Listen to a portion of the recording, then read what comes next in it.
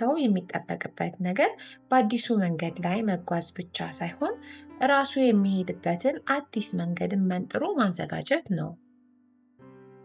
የሕዝባችን ስነ ልቦናና የውስጥ ስብዕና አወቃቀር ገና ያልተጠናና በግልጽ ያልተብራራ ጉዳይ ነው። በባህል፣ በእምነት፣ በአስተዳደጋችንና በኋላ ታሪካችን ላይ ተቀብረን ድብቅ ሆነን እንኖራለን። ሁሉም ነገራችን መጥፎ ነው ማለት አይደለም፣ ግን ብዙ ነገሮች በስሜትና በአስተሳሰብ መዋቅራችን ላይ የጣሉት አሻራና የፈጠሩት ተጽዕኖ ምን እንደሆነ እንኳን ገና በቅጡም አናውቀውም። የሚገርምህ እኮ እንኳን ለእኛና ለራሳቸው በዚህ ዘመን ላሉት ለአውሮፓውያኑና ለአሜሪካኖቹ እነ ፍሮይድ ያሉት ነገር ሙሉ ለሙሉ አይሰራም። በሌላ በኩል ግን ለምሳሌ ስለ ሰው የስብዕና አወቃቀር፣ የውስጥ ግጭቶችና ስለምናቻችልባቸው የማስታረቂያ ብልሃቶች ዲፌንስ ሜካኒዝም፣ ስለ ንቁና ስውሩ አእምሯችን ጓዳዎች ኮንሺየስ እና አንኮንሺየስ ማይንድ፣ እንዲሁም የኋላ ግለ ታሪኮችና አስተዳደጋችን በዘንድሮ ኑሯችን ላይ ሊያሳድር ስለሚችለው ተጽዕኖ የሰጡትን መላምቶች በአብዛኛው ዘመንና ድንበር የማይከልላቸው ሁለገብ ሰዋዊ እውነቶች ናቸው።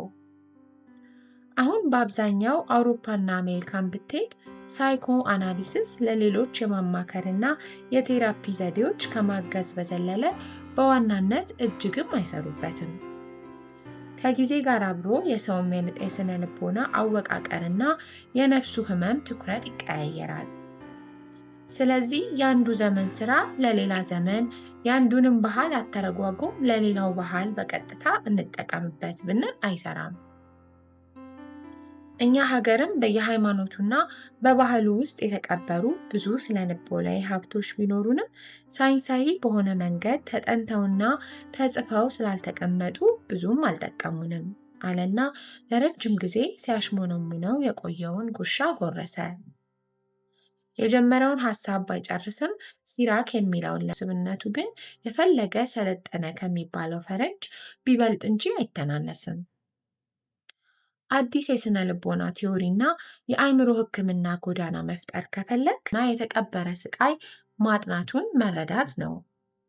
ለምሳሌ ባለፈው 40ና 50 ዓመታት ብቻ የእርስ በርስ ጦርነት፣ የቀይና ነጭ ሽብር እልቂቱና ያለፍንበት ተፈጥሯዊና ሰው ሰራሽ ሰቆቃ፣ በህፃናትና በሴቶች ላይ የተጫነው ጥቃትና ስቃይ የፈጠረው ስነ ልቦናዊና ሰብአዊ ጫናን ማወቅ በራሱ የዕድሜ ልክ ስራ የሚፈልግ ይመስለኛል።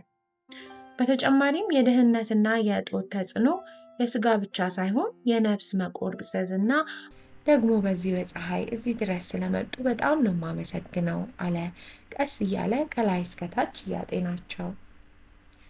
አይ ምን አለ እነሱም ስራቸው ነው ስሜ አሉና ወደ ኃላፊ ነርሷ ሁለት እጆቻቸውን ዘርግተው አይ እሳቸውማ እመብርሃን የባረከቻቸው ብሩክ መላእክተኛ ናቸው። እሳረክልኝ ልልህ ነበር። ሌላው ግን ቅዳሜ ለአንድ ጉዳይ ወደ ሐዋሳ ስለምሄድ ምናልባት ጠዋት ካልኖርክ ብዬ ልነግርህ ነበር። እንግዲህ ምን ይደረጋል ብቻዬን እሮጣለሁ አለና አረብረው ውበት ከተላበሱ የቤት ዕቃዎችና የግድግዳ ስዕሎች ጋር ፊት ለፊት ተጋፈጠ። በእነርሱ የኮንዶሚኒየም ሰፈር የርቀት አለካክክ ከማዶችን በጣም ጎበዝ ሙዚቀኛ እንዳለ ሰምተናል። እንደምታዩት የሙዚቃ መሳሪያ ደግሞ ተጫዋች እየጠበቀ ስንት ጊዜው። በእርግጥ ከአንድ በላይ ሙዚቀኞች እንዳሉ እናውቃለን። ጥሩ ሀሳብ ነው። ግን መጀመሪያ ዶክተር ሌላና ንጹህዬ ምን ያስባሉ ነው ጥያቄው አለ ሲስተር ዘቢባ። ሌላ ሰው ወደ ንጹህ ዞር አለና ዋና አለቃዋ እሳቸው ናቸው እንግዲህ ብሎ እያያት ሲስቅ፣ ምን ወደ እኔ ትገፋለህ ራስህ ነህ እንጂ አለች ባይኗ ቆጣ ብላ። ሐሳቡ ጥሩ ነው። እስኪ ዛሬ ሐሳቡ ተወልዷል። ትንሽ እንተኛበት አለ ነገሩን ለማርገብ የሚስቱን አይን አንብቦ። ነገሩን ይበልጥ እንዲያስቡበት የፈለገው አቶ ሲራጅ ከአሜሪካ ጋር ሲነጻጸር በእርግጥ እዚህ ሀገር ብዙ የማይመች ነገር ሊኖር ይችላል። ግን ደግሞ እናንተ እዚህ ብትሰሩ የምትፈጥሩት ልዩነት ቀላል አይመስለኝም። ትንሽ ከተሰራ ደግሞ ምንም ያልተሰራበት ሀገር ስለሆነ እንደ ቢዝነስ ራሱ በጣም ትልቅ እድል ያለው ነገር ይመስለኛል አለና እጁ ላይ የቀረችውን ኩኪስ ጎረሰ። በጉዳዩ ላይ ትንሽ ካወሩና ከተጨዋወቱ በኋላ ሲስተር ዘቢባ ታዲያ የመሄጃችሁ ቀን ተቆረጠ እንዴ አለች። እኔና ልጆቹ የዛሬ ሳምንት አካባቢ ነው ለመሄድ ያቀድነው። ሌላ ግን አንዳንድ መጨረስ ያለበት ነገር ስላለ ምናልባት 1 ወር ለመጨመር እያሰበ ነው። ውይ ብቻሽን 2 ልጆች ይዘሽ አይከብድም ያን ሁሉ መንገድ አለች ሚስጥር የታቀፈችውን ዲንሳን ግንባሩ ላይ ሳም እያደረገች። ንጹህም ትከሻዋን ሰበቅ አድርጋ ሌላ አማራጭ አለመኖሩን ለመግለጽ ምን ይደረግ እንግዲህ የልጆቹም ትምህርት ቤትና የኔም ስራ ስላለ መሄዱ ግድ ነው አለች። በዚህ መሃል ልጆቹም እንቅልፋቸው እየመጣ ስለሄደ ሌላ ሰው ሰዓቱ 3 ሰዓት ከሩብ መሆኑን አይቶ ሲስተርዬ እንሂድ መሰል ልጆቹም እንቅልፋቸው ሳይመጣም አልቀረ። እኛ ብዙ ብንቆይም ደስ ባለን ነበር አለ አርሴማን ከሳንቾ ላይ። ሌላ ሰው ክፍል 4 ይህንን ይመስላል። በሚቀጥለው ቀጣይ ክፍሎች እንዲደርሱት ሰብስክራይብ ያድርጉ፣ ላይክ እና ሼር በማድረግ ለሌሎች ያካፍሉ።